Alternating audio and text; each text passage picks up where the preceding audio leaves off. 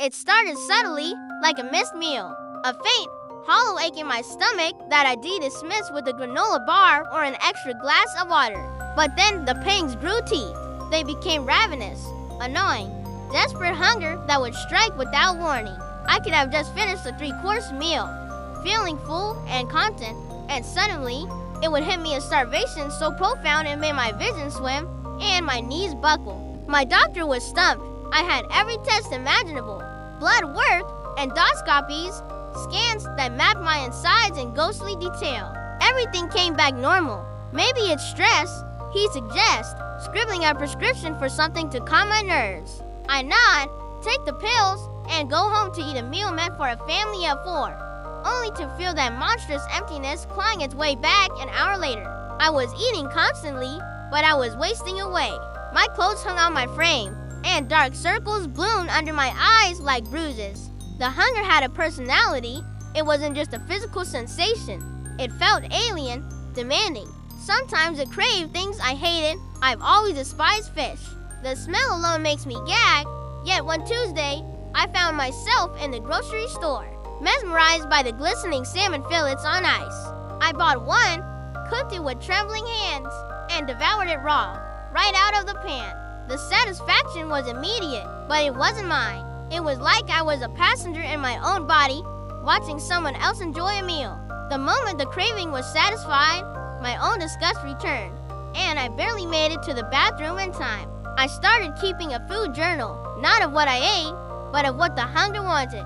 Spicy vindaloo at 3 a.m., a whole jar of pickles, brine, and all. An entire birthday cake, frosted with sickeningly sweet buttercream. The cravings were erratic, specific, and utterly foreign to my own tastes. I felt like a puppet, my strings pulled by an insatiable, invisible master.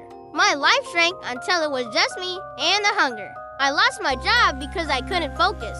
Friends stopped calling when I canceled plans for the 10th time. Unable to explain that, I was hostage to a phantom appetite. One night, the pain was worse than ever. It wasn't just hunger, it was a tearing sensation, a feeling of being stretched thin from the inside out. I was curled on the floor, clutching my stomach, when I noticed something strange.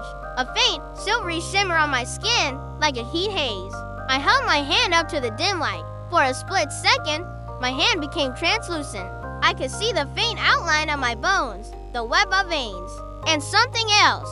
Something superimposed over my own hand. Another hand, larger, paler, its fingers longer than my own. I screamed. The image vanished. Was I hallucinating? The stress, the starvation. It had to be. But the memory was seared into my brain. That other hand, it was there. The next day, I bought a cheap, high-speed camera, the kind used for capturing hummingbirds in flight. I was going to prove I was losing my mind. I set it up, pointing at my own abdomen, and waited for the next hunger attack. It didn't take long. As the familiar, excruciating emptiness washed over me, I hit the record button.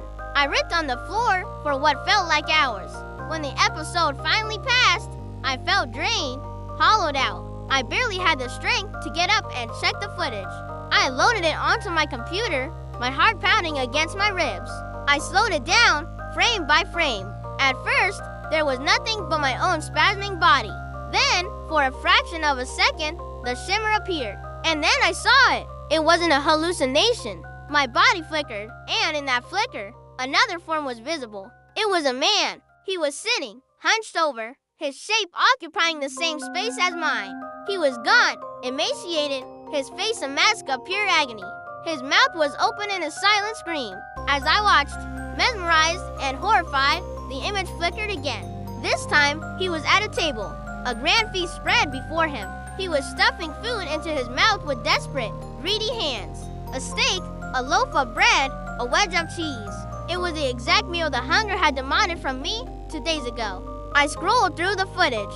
Every time I had a hunger pang, the camera caught this spectral parasite, this ghostly twin, in the act of eating. He was feasting through me. My body was his banquet hall, and I was just the unfortunate venue. The food I ate wasn't nourishing me. It was passing through me, sustaining him, wherever or whenever he was. I was a conduit, a living ghost, haunted by a hunger that wasn't my own. This revelation didn't bring relief.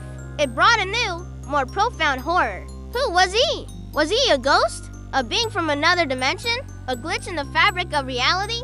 And the most terrifying question of all, what happens when he's finally full? Or worse, what happens if his hunger never, ever ends?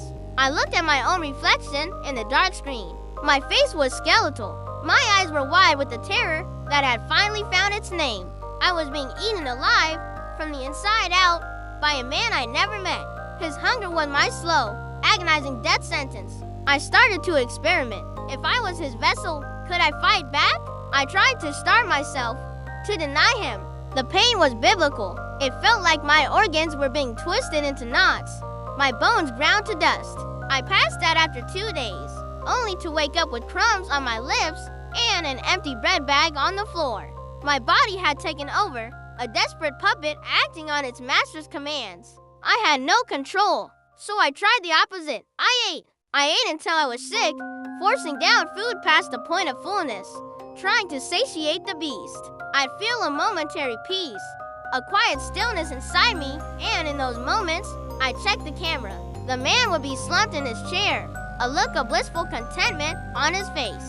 But the peace never lasted. An hour later, the gnawing would return, and the footage would show him looking up again, a renewed, desperate hunger in his eyes. I am a prisoner in my own skin. My existence is now defined by the cravings of a stranger. I can feel him all the time now. A faint pressure, a cold spot, a constant, low-level hum of need.